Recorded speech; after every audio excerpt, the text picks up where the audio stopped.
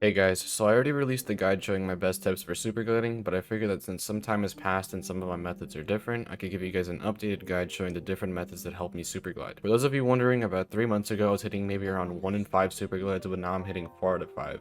So without further ado, let's get into it. If you guys have ever watched me before, you notice that I hit my spacebar before the super glide, and this helps with the rhythm and the timing of the super glide. So what I mean by this is notice how I hit my spacebar here. 1, 2, 3. So the reason I'm doing this is because it helps me with the timing. On the third one, I'm going to be hitting my spacebar and my crouch at the same time, and the two before that just help for the tempo. Again, 1, 2, 3.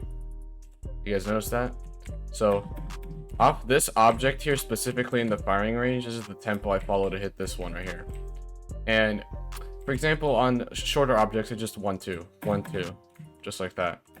It just helps me with getting the timing of the super glide. My second tip is turning your crouch key upside down, that way you hit it slightly after your spacebar. So I made a video on this about a few weeks ago, but let me tell you guys how much this has helped me improve my super glides. Before I was hitting space and crouch at the exact same time, but the flipped crouch key makes your thumb hit the crouch just a tiny bit after, which helps a lot with consistency. So the last thing I'd advise you guys to do is to try to do super glides as frequently as possible. If you guys have watched my live streams, you know that I overuse super glides so much.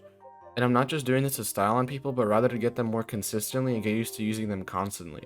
I've talked about this before, but your end goal when learning super gliding is going to be using it in fights, so if you're not used to the pressure of doing it in a fight, then it's going to be very difficult to get them down.